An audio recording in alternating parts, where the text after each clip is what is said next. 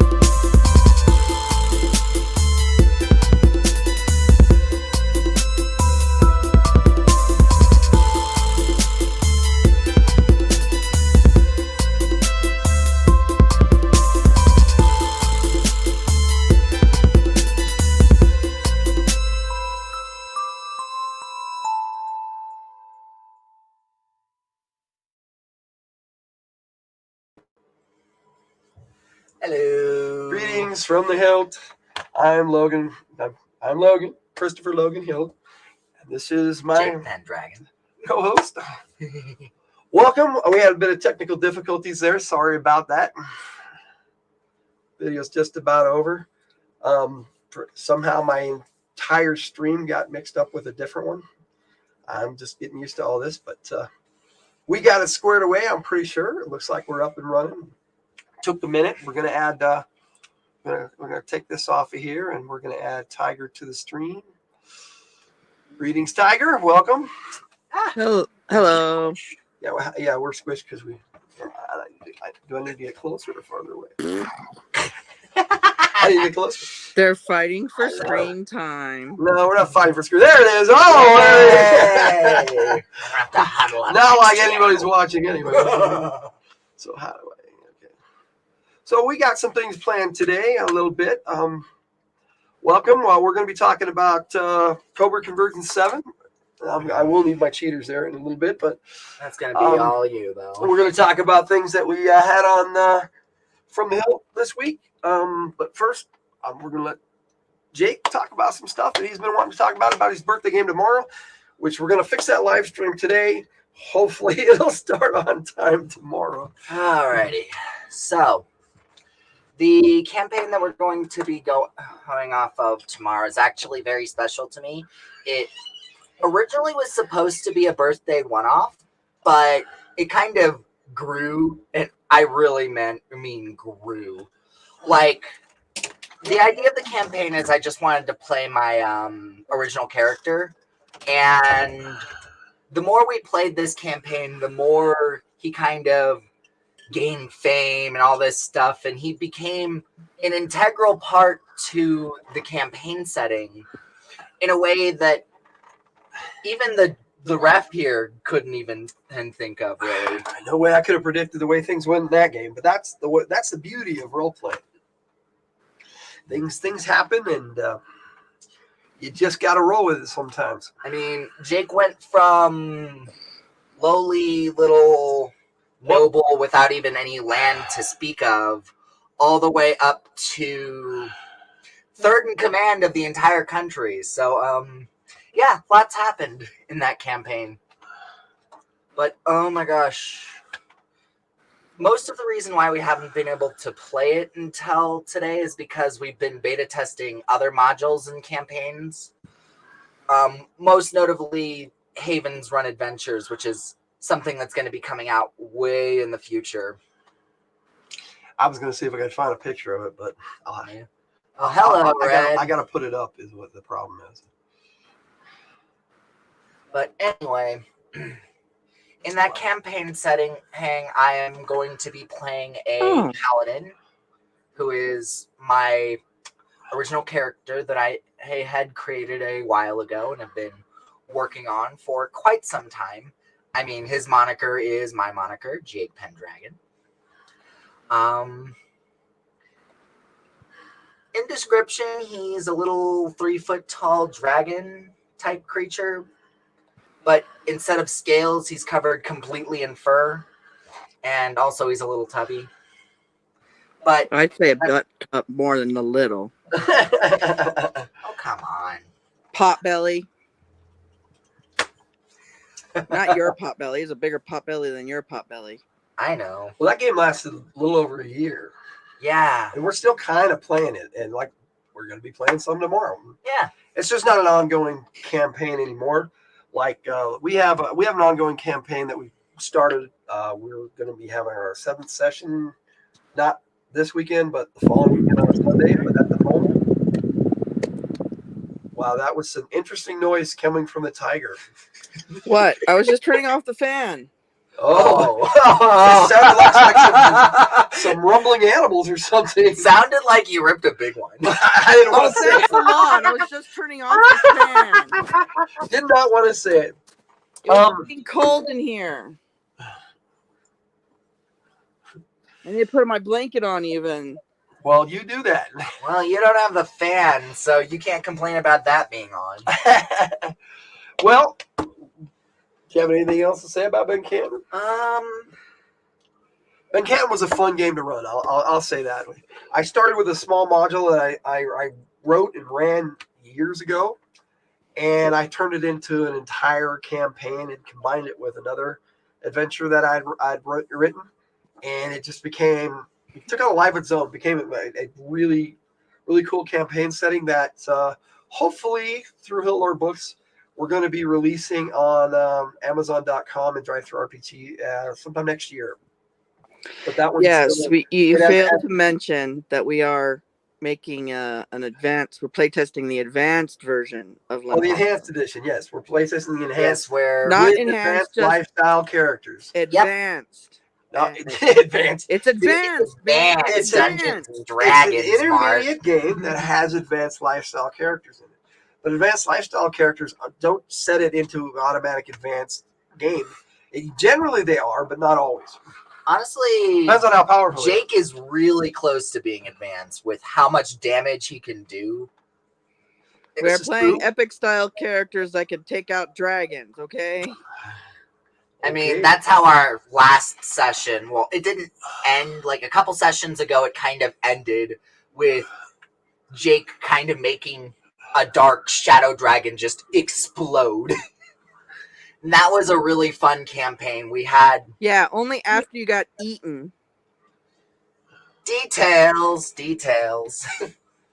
There was a lot in that game, and I've actually written 4 adventure modules for that. One's part of the campaign setting. The campaign setting will definitely come out next year, and at least one of the modules, but hopefully the other 3 too. And I've actually, the one that we're playing tomorrow, we're playtesting the 5th one I'm starting to write. So that should be interesting.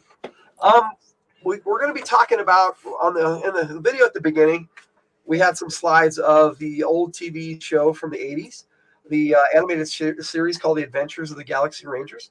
We're going to be talking about that here in a bit, but first, I picked up this Destro, and I'm going to open it up here on camera. Ooh. I know, silly.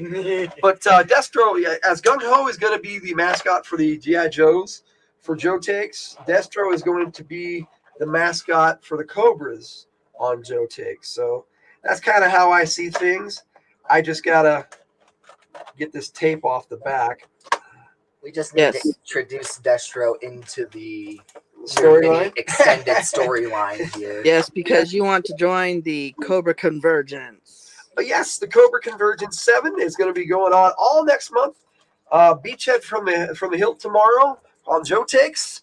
That is going to be an introduction into the Cobra Convergence 7, but he's actually not technically part of Cobra Convergence 7. Let's see if I can get this actually on camera. But you know what? We're gonna make ourselves a little bigger here. There we go. So that you guys can see it. I'll scoot you over just a little bit so you can see me open it. I know people like to watch people open stuff on YouTube, so I figured we'd do that on this episode because I opened Gung Ho like that too, the retro Gung Ho from Walmart. Okay, I got it started. And doing that taught me that I can get the rest of it later so I don't damage the paper on the card back. And I can just kind of cut around the edges of the actual plastic and then cut a little bit on this side. I know it's silly. I don't want to cut myself. Okay, there we go. And then what you do is you pull this out like this, drop the battle stand, throw that aside. I'm going to keep that. I'm going to throw this aside. Then you throw this aside because that's crap, and I got a whole pile of them that I probably should throw away. All right, Destro's got a pistol. Destro's got a bigger pistol. Oh, excuse me. Okay. You jinxed it. You said she farted, then she burped. Okay. Excuse me. All right. I don't think anybody's watching this anywhere. But we'll see. Max has got a head. Max got a head? Well, okay. Now we'll go back to the bigger screen so we can actually see what we're doing here. Okay. Destro. Woo! He's out of the package. Hooray. Okay. Max, did you have anything to add about tomorrow's game? Or, you know what's cool right now? Why don't you go ahead and do your Lenharrow after action report while I play around with Destro's accessories here. Our last game session? Yeah, that's what we're talking about. Last game session. All right. Hang on a second. In that game, in our Haven's Run game, we had session 6. Max is playing a minstrel that's a very special character. So the minstrel tells the stories. So we thought on Fridays from the Hildt, he can do an after-action report. Lenharrow, Haven's Run, after-action report. Take one, I guess. Go for it. All righty. So, a little bit of context for the adventuring party. It was actually a really strange ragtag group of individuals. There's a reluctant innkeeper known as Grey Tomas. That's what I play. He's really fat and fluffy. He's a kitty. Well, what about the other characters? And then there were a pair of chefs called the Vercelli brothers, played by a friend of mine that I've known since middle Named school. Tony. Spencer does this really cool accent. Yeah. They're really good. They have special chef themed weapons that are honestly, he doesn't talk about them much, but they're there. And then He has a pan axe, and I don't know what the other one was. yeah, I don't remember what the other one was. I think it was a meat tenderizer hammer or whatever. I'm not sure. And then finally, more recently, there is a soldier woman, Corporal Maria Daring. Corporal Maria Daring. Corporal Maria Havana Daring, yes. Yes. Oh, Yes. she has a full name. Maria, dear. There he is, all geared up on his battle stand. Don't forget my kits. Oh, yes. Red Power Ranger and 27. There was Two a young noble catmen. ranger.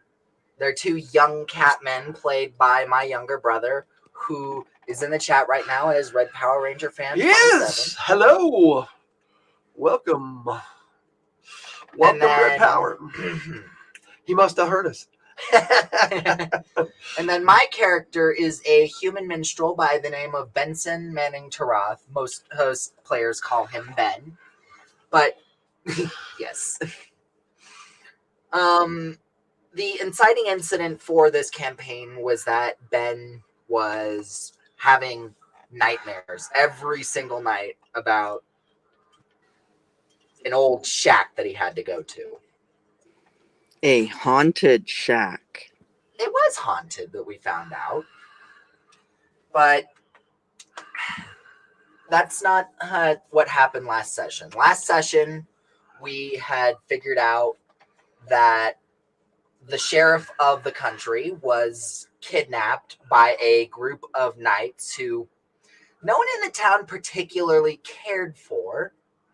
So everyone was kind of happy that we invaded their complex. But oh my gosh, so many things happened after we invaded the complex. We turned their captain into stone. We went through a bunch of Underneath his statue, but backwards, it was kind of neat. It was funny and symbolic. It's just the way it happened. He cast a spell that's random. It's called Random Prismatics in our game. And he got the random effect, petrification, and the guy happened to fail his resistance roll. So he got turned to stone. His statue's facing this way. He's between its legs on the other side, facing that way. And it's you got It was just funny. You got to be there. got to be there, but it's funny even to describe it. Honestly, what was funnier is he was sitting there. He came in with a swagger because he just took down the Margrave. Yeah, he just had taken down the Margrave. And he came in and he was like, I'm just going to clean up over here. Everything's fine. And then this minstrel, I just fling this spell and, oh, good, he's stoned. Yeah, it was cool. It's one of those epic moments in a game where you just can't, there's no way you can script it. It just happens. Yeah, I thought we were dead there for a minute. I know, right? The Margrave happens to be like half the party was down in the area of the land that's there, and he is a very famous individual in the land and a hero. And it was kind of one of those epic moments that I had rolled to see who won between him and the captain of these knights, and the captain prevailed, unfortunately. But it was that moment where he came in and dragged the Margrave in and threw him in front of him, and then everyone was kind of horrified for a moment, and then I was just like, and poof, stone. It's hard to describe game after game. You can talk about moments, but watching the game, that's gonna be some fun stuff. That's gonna be tomorrow. We're gonna get that going tomorrow, and I'll fix up that live stream and make sure it works. I don't know what went on with that, but we'll fix it. I'll get it fixed and make sure it works. Fix it. And I'll make sure it's correct, because I had a clue early on and we mistook what the clue meant, but we'll get it right next time. As to the fact that the live stream had been deleted, I don't even know how, but it happens in this world. Now, in our next part here, are we all done talking about Lenharrow? Yep, as far as I'm aware. That's a great campaign, and we're going to be talking more about it every week, but that was kind of our intro to it. But today, we're going to be talking about something. Now, we gave you a clue on the opening video, but I'm going to play an old intro to the 80s TV series, and hopefully we'll bring back some memories. Let's go. In 2086, two peaceful aliens journeyed to Earth, seeking our help. In return, they gave us the plans for our first hyperdrive, allowing mankind to open the doors to the stars. We have assembled a team of unique individuals to protect Earth and our allies, courageous pioneers committed to the highest ideals of justice and dedicated to preserving law and order across the new frontier. These are the adventures of the Galaxy Rangers.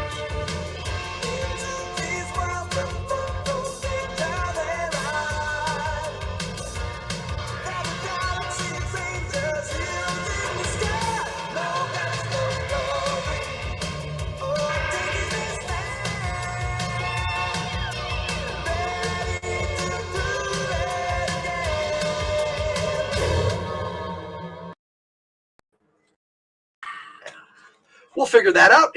All right, we're back in. All right, so Galaxy Rangers. To me, one of the coolest TV shows of the 80s. Right up there in my favorites list with G.I. Joe. Some days I'm a bigger fan of Galaxy Rangers than I am G.I. Joe, and that's saying a lot for me. Galaxy Rangers is available on DVD, as far as I know, only, and old VHS videos and a few DVDs of videos and episodes. Looks like Tiger dropped out. I guess you don't want to talk about Galaxy Rangers today, but she likes Galaxy Rangers too. She was a bit tired. Yeah. And then we've got the second part of the collection. But what I wanted to talk about was some of the characters and the little booklets that came. Oh, she came back in. Did you get booted out there, Tiger? No, it froze up. I wasn't hearing you, and you weren't hearing me. And Okay, well, here you are. So good. We're talking Galaxy Rangers now. So yes, I love Galaxy Rangers. like I said, it came with these little booklets that explain the first part of it explains the show, but there's a section in here that goes over all the characters, and for a booklet to come with a DVD that does that, I thought that was really cool.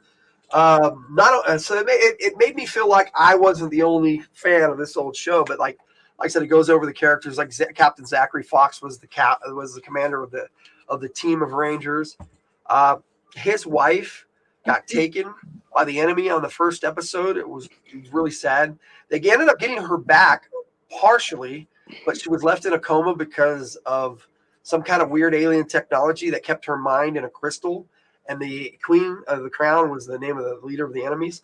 She ended up having that through the whole series. It gave the main character really good motivation against the antagonist. Right. So yeah, they show like in here they show his wife, and then there's Shane Guzman, who was his lieutenant. My favorite character.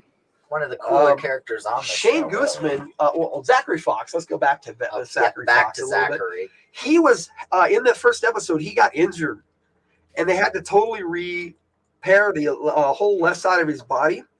And what happened was he ended up with bionics through his whole left side, and he could actually take his arm and fire a laser blast out of it.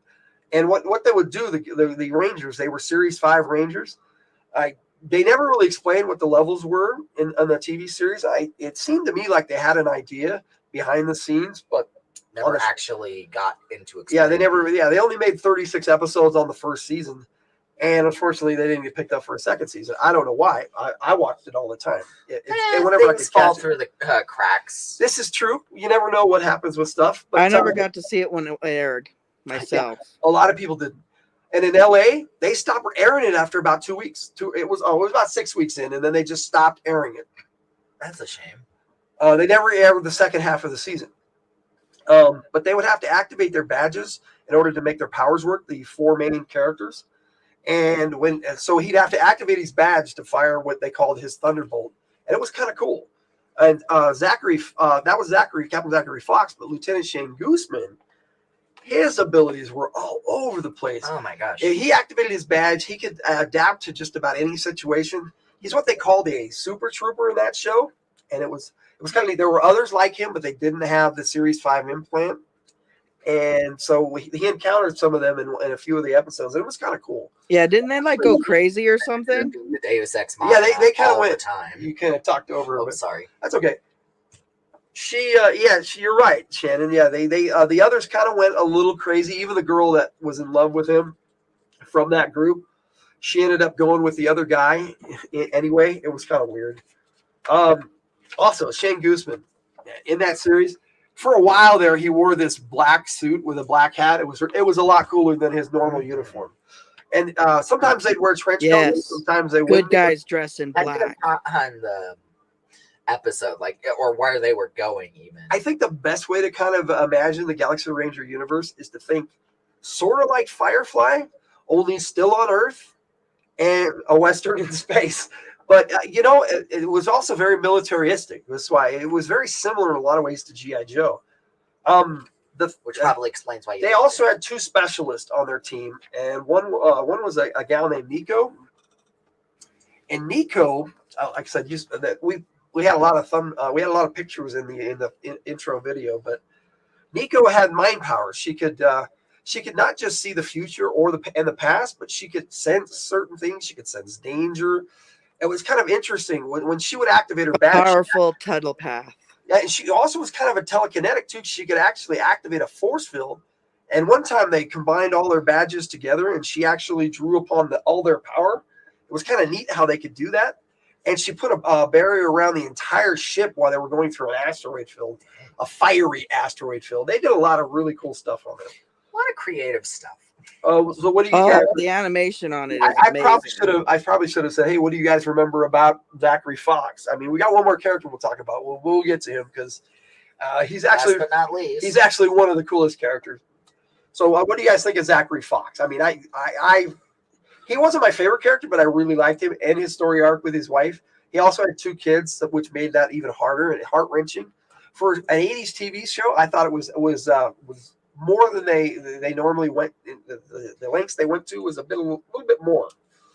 Yeah, they put a little bit of a oomph into it. I thought it felt less like a Saturday morning cartoon and more. It was never actually on Saturday mornings. It was on the weekdays. Like I know the type of cartoon it was. I know. It felt more like in line with something you'd see nowadays. Or like in an anime or something. It was really, really good. Well, it did have slight animation from Japan and Korea. They had animators from that working on it. It was some of the best animation and computer animation, especially of its time. Oh my gosh, yes. So, what did you think of Zach Fox, Shannon? He was a really good leader. He had that no nonsense sort of aura, but he also had a gentle nature to him, I think. Yeah, he did. But he could be driven to a rage a lot too, especially where it regarded his wife. But that was who normal. can blame him? What about Shane Gooseman, Max? We all know how the Tiger feels about Shane Gooseman. Oh yeah, she could talk. Shane's my man. I don't know. From what I remember, Shane Gooseman was kind of a loose cannon sometimes. A bit. Sometimes. Well, he was actually really young, and the Tiger and I were talking about it yesterday because I watched a bunch of the episodes. And to get it fresh in your mind. Well, not only that, if I like to watch it every once in a while. It's just one of those shows I like to watch again. I think that Shane Gooseman, when he was a genetic experiment that they grew. Experiment. Yes, if I can speak. That they grew in a lab. He wasn't born. So I think maybe they enhanced like his aging ability, and he was actually an adult longer than he's been. Yeah, they say in the files that he's the youngest of the Rangers. Youngest of the Rangers, but he acts like the oldest, and he seems to have the most experience, even more than the captain. Which is weird because again, he's the youngest. Right? Yeah, he wasn't born; he was government issued. He really was. That's the sad part. He really was government issued. And then there's Nico. So what do you guys think of Nico? I don't really remember much about her except for being telepathic. I like Nico, but I have a bias. I like redheads, so she was part of the reason I watched the show. Yeah, they seem to like try to indicate her liking the commander, but to be honest, I think it would have been better off if they would have had her and Doc get together. Well, the captain, they couldn't really put them together because he was still married technically. No, I know that, but they made it seem like she kind of liked him like that, Well, they made it seem like she liked Shane Gooseman. Sometimes I think she was looking after him more like a little brother. Maybe I didn't see it that way. I thought they should have got together. But that's just me and my. I still think her and Doc would have been cooler. Maybe. Well, and that's who we're talking about right now, Doc. That's what they called him, was Doc. He was the computer specialist. I think Doc, his name was actually Walter Hartford. I think Doc is one of my favorite characters because of all of the stuff that he was able to do with the show. Well, his abilities. Well, he was the ultimate nerd. His abilities with his Series 5 implant were more unique than the others because Shane Gooseman's were all, like I said, all over the place and really cool, and they weren't very specified. Now, on the opposite token, Doc's abilities were very specified, but they were all computer related. And what he would actually do is he had this little device that he'd pull out and he'd activate his badge, and he could actually command these little programs that he called tweakers. Hindsight is bliss, right? But these tweakers would go into the computer, and they all had names, and each little program did there was Pathfinder, and they had they did that a lot on that show with AI though. All the AIs had their own little personalities, and even their commander was a brain in a floating chamber that the Commander Nagato, and he was just a brain. And then there was the two ambassadors that you saw in the intro. They were throughout the show, and they were like part of the Galaxy Rangers for the most part.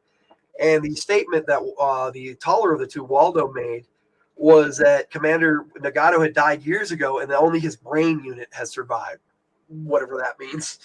But it was kind of interesting. This flat green came out on this hovering device with a dome over it. It's like he had his little ecosystem. It was weird.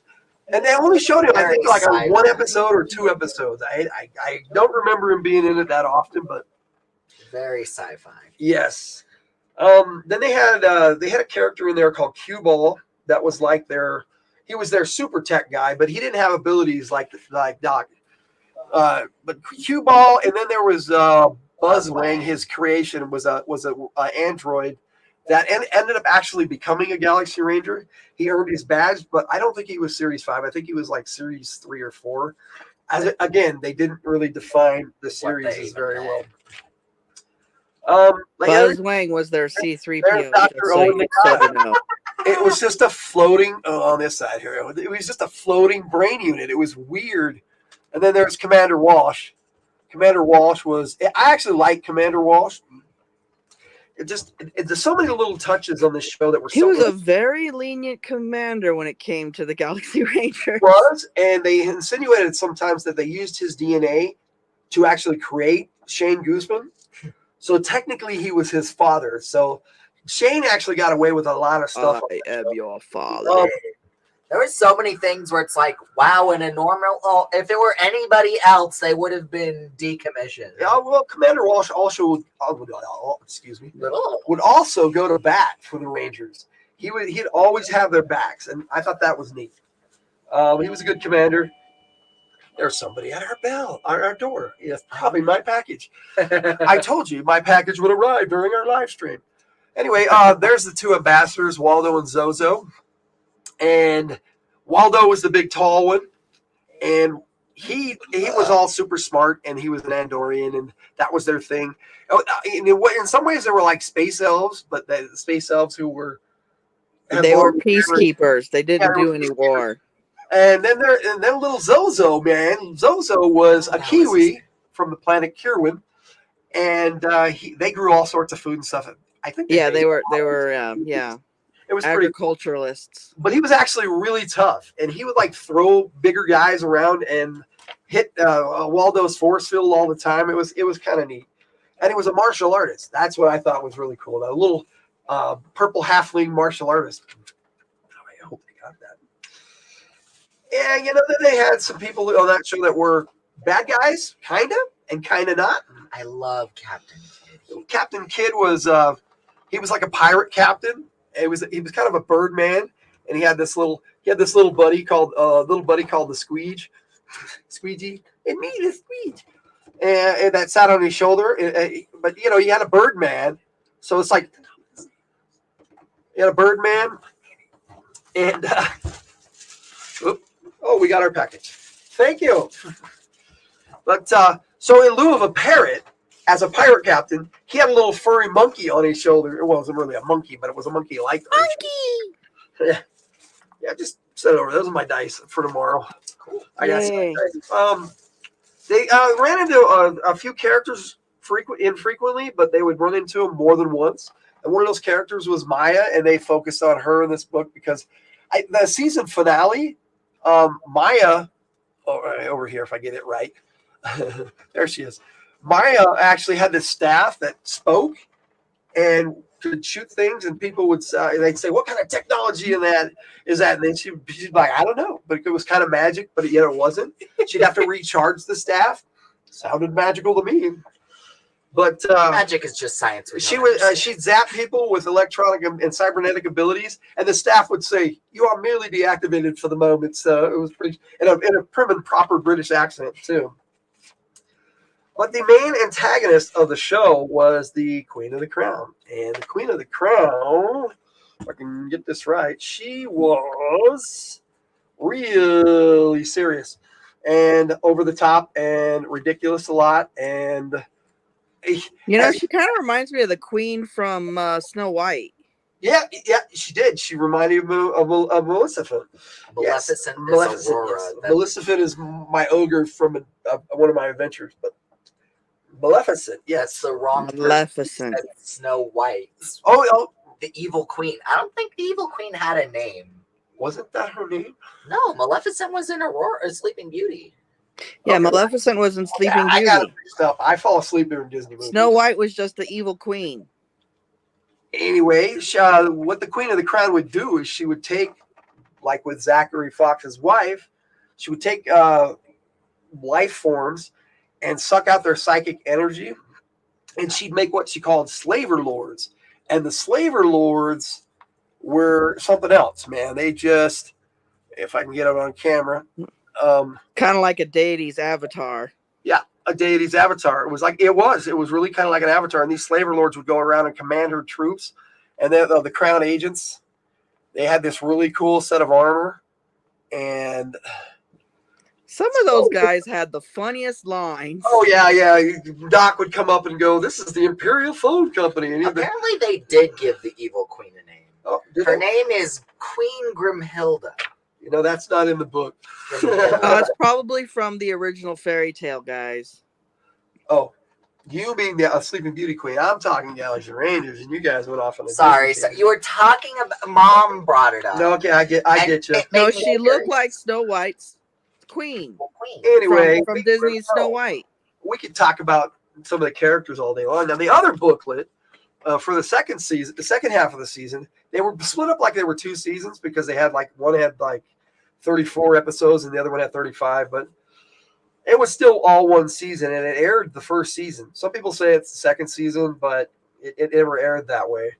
But this book goes over all the spaceships, and the Ranger one was really cool, the Galaxy Ranger space yacht, and so this DVD set is really worth having if you like the show. And then they have these Robo Steeds that they rode all the time. Oh, those were cool. Robo Steeds were really let me get my cheaters back on so I can read this here. But yeah. Gooseman's horse was named Triton. Voyager, Doc rode a few times, but that was really Nico's horse. Mel was Nico's horse. I mean, Doc's horse. And then Z100, which they called Brutus on one episode, I think it was only one, was Zachary Fox. And Zachary Fox, it says in here, Zachary, being of the Army issue mentality, rides any horse that operates properly. Zach's horse is usually the gold Z100. So, like I said, they had little captions in here for it. They had a submarine that they would use. Shane Gooseman actually had an affinity with animals, and there were these dolphins that they had in the future. They could talk. Oh yeah, I remember the dolphins. They talked. Yeah, and he had the Robo horse Triton seemed to have an affinity towards Gooseman only, and would only let Gooseman ride him. It was kind of neat. They had these little hover bikes. I mean, it's just the way they put this series together was really cool.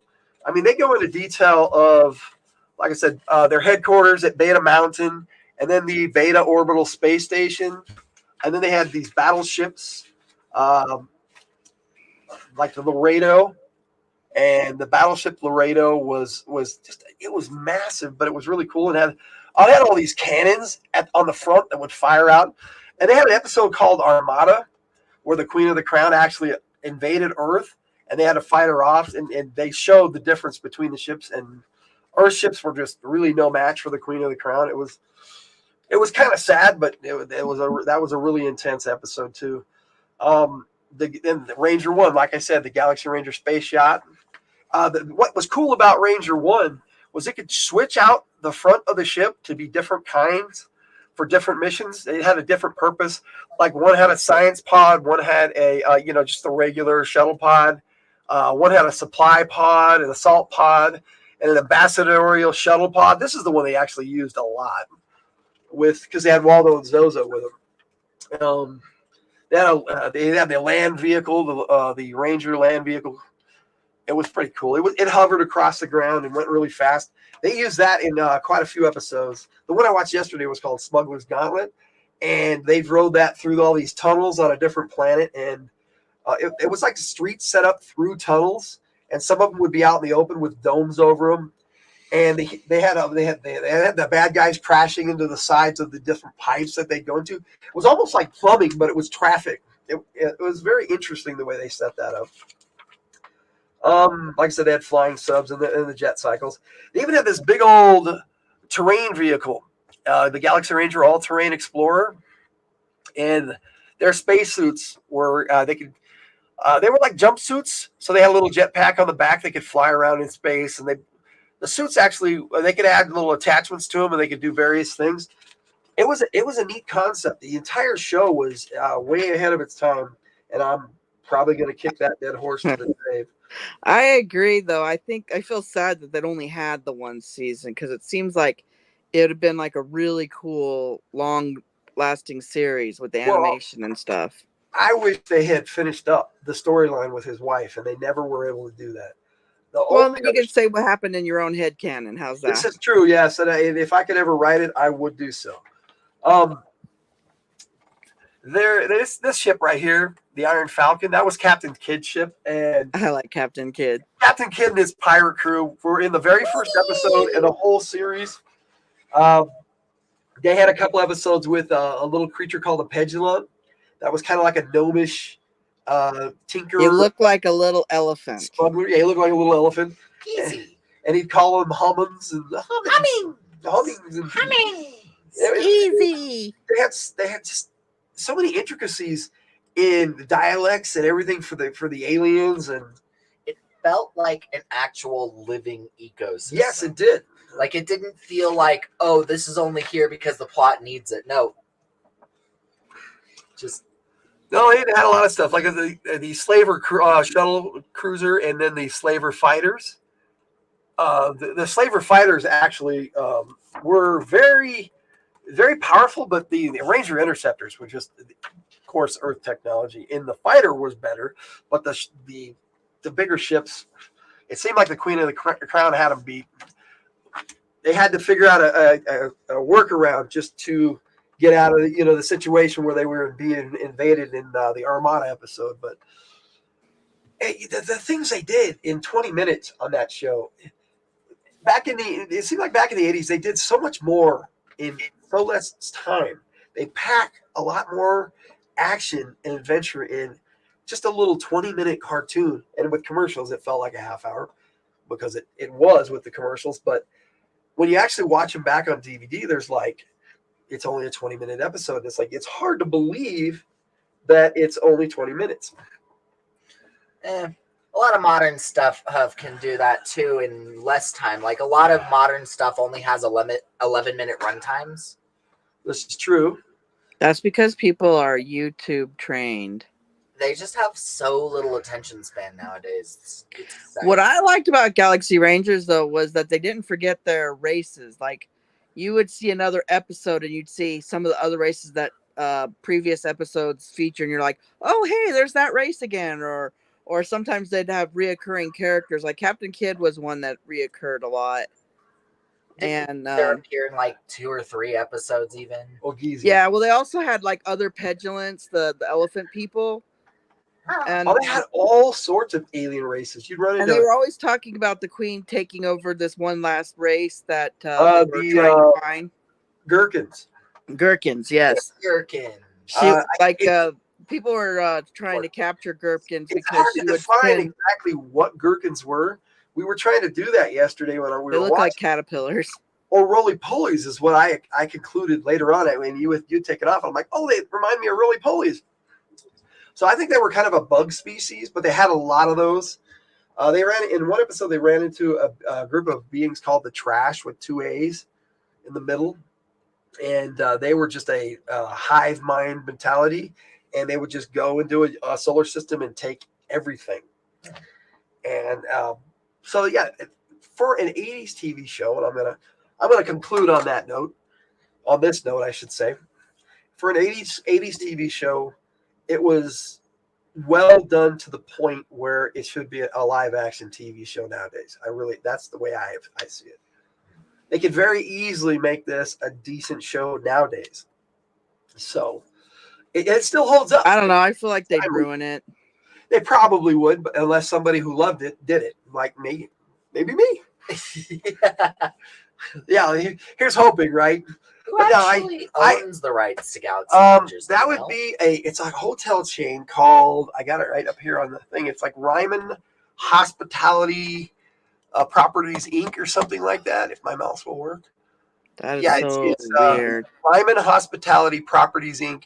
And I contacted them, but they naturally did not get back to me. So I think that's weird that a hotel chain owns the rights to something that fell through the cracks. But as far as I can tell, according to YouTube, there's no restrictions on using Galaxy Rangers. So I'm hoping. But we want to kickstart the series again. Everything that we use, YouTube cleared, and I put into a video by itself, which will air tomorrow. So a little mini video. So people watching this tonight, you can just watch the Galaxy Ranger stuff tomorrow, the intro and whatnot. Anyway, that takes care of talking about Galaxy Rangers, and I think we did a lot more informative video about Galaxy Rangers than we did Robin and Sherwood last week. Oops. I have a tribute video to that up, which I made sure copyright issues were taken care of on that too. Well, YouTube made sure, but I checked that out. I've learned a lot by making that video, so it was very helpful and informative. It helped me with this Galaxy Ranger video. But this week on From the Hildt, we did a lot. We had starting on Saturday, we had the Storm Shuttle from the Hildt, where I talk about the different, whether Storm Shuttle should be a G.I. Joe or a Cobra. So if you're into that, check that out. This next week for Yes. Joe Takes. The debate continues. The debate continues, yes. This week on Joe Takes is Beachhead from the Hildt, and it's going to be the intro into Cobra Convergence 7. And if you haven't heard of that, it's a big deal going on all throughout July. It's set up by HCC 788. You got a link to his channel down below in the description, and Yes. Enjoy your Cobra Convergence. Not his channel, but his website, where you can see the entire schedule of presenters and content creators. I knew it would come to me. Thank you, Tiger. I am beaming words into your head. Yes, I need words in my head sometimes. Thank you. But yes, there's a whole No thoughts. every day in July, somebody is making something for Cobra Convergence. So if you're a G.I. Joe fan, this is the month for you. Now, what I'm doing is I have something coming out called Operation Dungeon Siege, and each week I'm going to focus on a Cobra for Cobra Convergence, and how they react to the G.I. Joes that are coming to their headquarters. So it should be a lot of fun. I'm going to do a lot of slideshows that I put into videos. It's just a bunch of pictures that are put into a slideshow that I made into a video. I just ran the pictures all together as almost like a video, but it's not like play motion or stop motion or anything like that. No, we're just playing with our toys. We're just playing with our toys, and You're just playing with your toys. Seriously, say it. my toys. Playing with the toys. You're playing with So your toys. That's what's going on with G.I. Joe this week and next week and all next month. But after that, I'm going to continue Operation Dungeon Siege and into August on my own for a G.I. Joe thing. I'm doing all in the month of August. Now, that was Saturday. On Monday, I had a trailer for the Beachhead video. On Wednesday, I put out 2 videos. Actually, I put out a video for my brother. That's a trip shoot. I'm thinking game stuff for a trip sheet, but that's tomorrow. I put out a tribute video for my brother in remembrance of Red Selenius, so you can check that out. Also, I made a video reading the first section of his first book, Incantations, Book 1, Dark Tidings. So, Oh, we have a special guest on that one. Yes, we do. Yes, we do. Yes, we do. A little one. Just a little guest. Little tiny guest. So there's that, and I did ask some people to join us tonight, but I think with the live stream getting messed up, that kind of I sent them new links and invites, but who knows what happened with that. I will make sure that tomorrow is set up properly. So we're going to definitely be doing that live stream tomorrow for Jake's birthday. It's gonna be fun. Yesterday, I released all the stuff that I used in last week's Fridays from the Hildt for Robin and Sherwood into a tribute video for Robin and Sherwood. So that was this week, and next week we got some stuff coming up for, like I said, for Cobra Convergence, and I have for Lenharrow, I got the Lenharrow Players Guide and Lenharrow Referees Guide coming in the mail for me, and hopefully they'll be here by Wednesday. And if they are, I will be doing a video about the first chapter of the Referees Guide and basically explaining how to play the game Lenharrow by going over the referee's playbook, which is the first chapter of the ref's guide. And if that doesn't show up, I will do another section of Red Selenius's book, Dark Tidings. So either way, I'll have a video on Wednesday, and naturally Monday there'll be a trailer for the next Joe Takes. But that's all going to be part of Cobra Convergence 7. So those of you who are into that, check all that stuff out.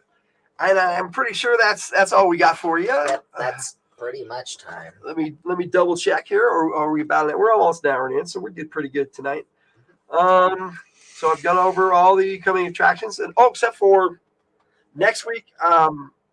There is a topic I want to talk about, but I think I'm just gonna talk about it next week if things pan out. It depends on what it is, and I'm not sure what some of the copyright issues are yet, but I'm going to find out this week. So I don't want to spoil it. If it doesn't pan out, I'll talk about a different topic like Galaxy Rangers or something like that next week that I know I can talk about. Well, thanks for joining us, Red Power, and whoever else watched us tonight. And it says there's 3 viewers. Well, that's great. Welcome. Which means there's at least one other person. Well, welcome. There's one in the bedroom, guys. Oh, this is true. Well, either way. One in the bedroom, one for Warren. So Max, there's at least one other person. So, all right. Well, thanks for watching, and I'm glad everybody who watch live, and welcome. And we're gonna sign out now with by saying, Logan out, and thanks for joining us.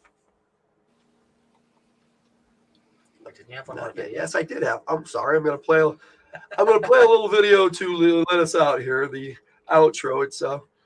It's the trailer for Beachhead from the Hildt tomorrow. So here we go.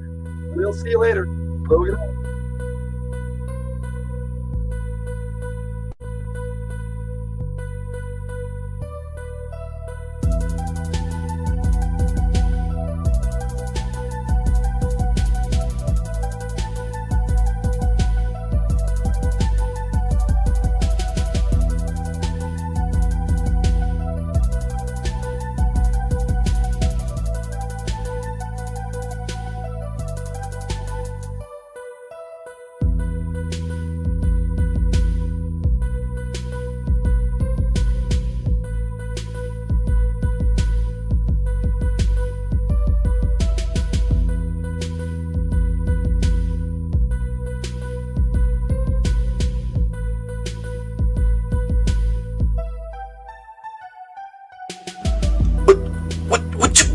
Shotgun hole.